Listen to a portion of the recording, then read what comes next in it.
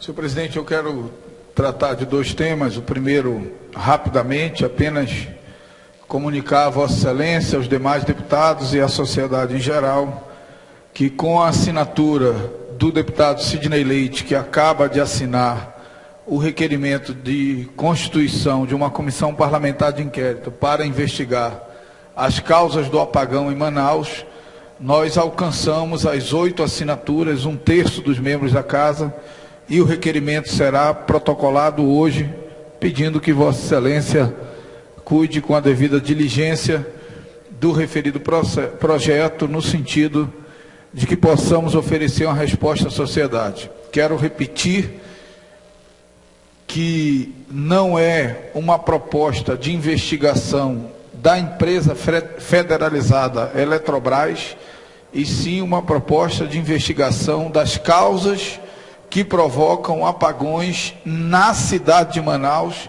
e municípios da região metropolitana. Portanto, tenho absoluta convicção da legalidade, da constitucionalidade da propositura, até porque, repito também, a Câmara Municipal de Manaus já fez uma CPI tratando da matéria e não houve nenhum questionamento quanto à legalidade, e várias assembleias Brasil afora ou fizeram ou têm em andamento CPIs que avaliam o fornecimento do serviço de energia elétrica. Portanto, com a assinatura minha, deputado Marcelo Ramos, deputado Luiz Castro, deputado José Ricardo, deputado Arthur Bisneto, deputado Davi Almeida, deputado Orlando Cidade, deputado Sidney Leite, deputado Marco Rota, hoje será protocolado o requerimento para a instauração da CPI do apagão nesta Casa.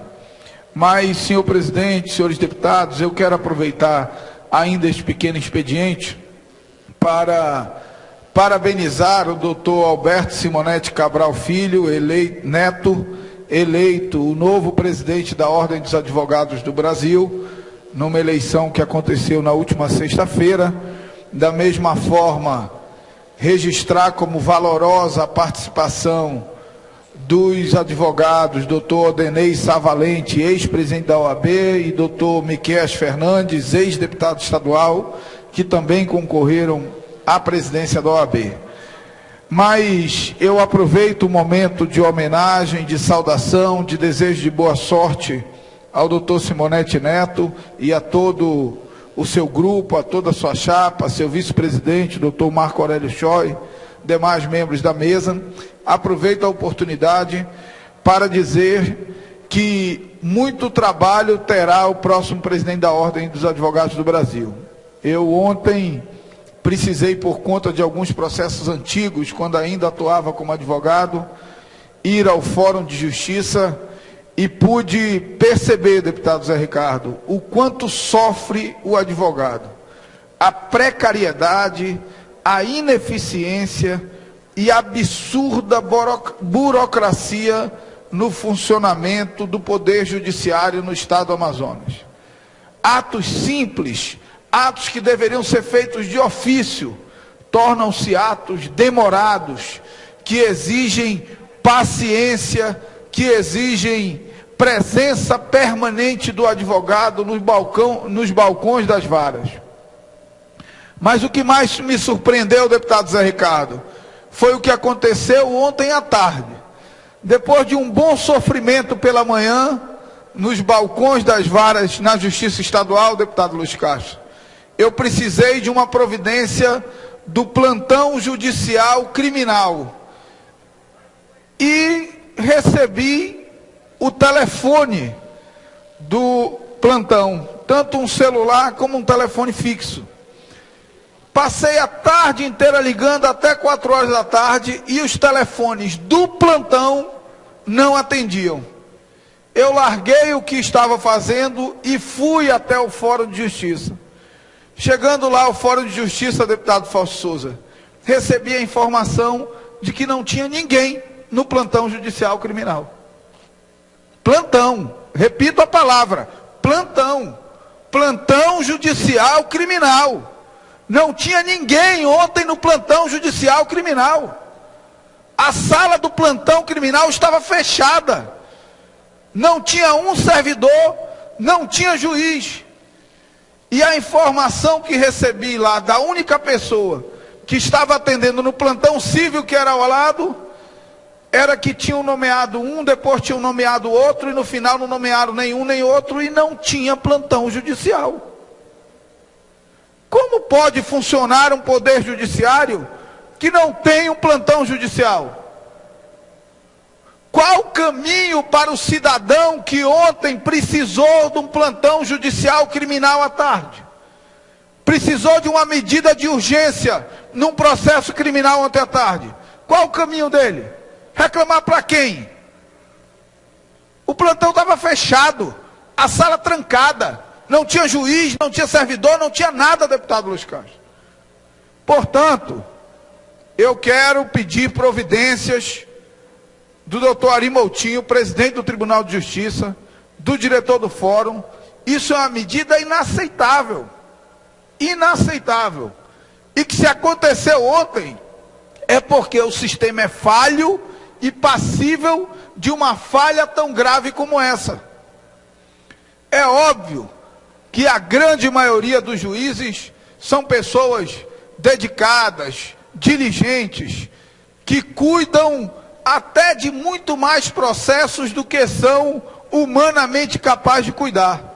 O problema não é só a quantidade de juízes. O problema é uma estrutura burocrática ineficiente. O problema é a precariedade da quantidade de servidores nos cartórios e secretarias. O problema são cartórios e secretarias que funcionam quase que exclusivamente com estagiários. Portanto, falta de mão de obra qualificada. Aqui o meu discurso não é uma crítica a um ou outro juiz ou ao presidente do tribunal. O meu discurso aqui é a crítica a uma estrutura que não acompanha os tempos de modernidade, a uma estrutura ineficiente, burocrática, que prejudica o cidadão. Por sinal, o processo que eu fui verificar ontem, o perito tirou em carga há 4 anos. Há 4 anos o processo está em carga com o perito médico e não devolveu a perícia. E sabe quantas vezes o juiz do feito notificou o perito médico para que devolvesse nesses 4 anos? Nenhuma. Portanto, nós precisamos enfrentar esses problemas como um problema do povo do Amazonas. Eu aqui já várias vezes vim a esta tribuna para defender mais verba para o judiciário, para defender uma melhor estrutura do judiciário, mas mais verbas e melhor estrutura devem vir acompanhadas de um esforço de qualificação de mão de obra, de um esforço de recomposição de pessoal e, acima de tudo, de um comprometimento pessoal de cada juiz, de cada juíza, de cada desembargador, de cada desembargadora, de cada servidor do Poder Judiciário, com a prestação de um serviço jurisdicional eficiente para a população. Sofre o cidadão, esse sofre acima de tudo, porque não recebe o seu direito a tempo, mas sofre muito também o advogado, porque quando o processo do cidadão demora 4 anos, ele não bota na conta do juiz e nem do Poder Judiciário, ele bota na conta do advogado. Pude observar um advogado conversar com a chefa de uma secretaria, dizer que a audiência dele era 11h30, era 11 horas e já era 11h10 e não tinham chamado. E ela respondeu a ele: o juiz não veio para a audiência de 10 horas, não sei se vem para a sua. Como se fosse a coisa mais natural do mundo. Mais natural do mundo. Como se o juiz pudesse escolher o dia que ele quer e o dia que ele não quer ir lá no cartório fazer a audiência dele. Como que o cidadão parte daquele processo e o advogado que precisava acompanhar aquele cidadão tivesse a manhã inteira para esperar para saber se o juiz ia se dispor a ir cumprir o seu ofício ou não. Portanto, isso não é razoável. O tribunal tem que ter medidas de aferição de eficiência dos serviços, medida de controle de frequência de juízes, de servidores, medidas de controle do resultado dos processos. O CNJ tem feito um esforço grande. Agora, o esforço do CNJ tem que vir acompanhado por um esforço das corregedorias dos tribunais. E eu fui ontem, há muito tempo, não fazia papel de advogado. E ontem fui capaz de assistir, em um dia só no fórum, a forma descuidada com que são atendidos cidadãos e advogados pelo Poder Judiciário. Portanto, eu quero aqui, com a mesma firmeza, deputado Luiz Castro, que várias vezes vinha a essa tribuna, junto com Vossa Excelência, cobrar mais verbas para o Poder Judiciário, cobrar mais apoio para os magistrados, cobrar mais estrutura para o Judiciário, cobrar melhores salários para os servidores. Eu venho aqui cobrar que nada disso trará os resultados esperados se não vir acompanhado de um comprometimento pessoal de cada cidadão, de cada cidadã que ocupa seus postos no Poder Judiciário, como aqui no Poder Legislativo, como em qualquer outro poder da República. Mas é lamentável a situação como ainda são tratados cidadãos e advogados pelo Poder Judiciário no Estado do Amazonas. Muito obrigado, senhor presidente.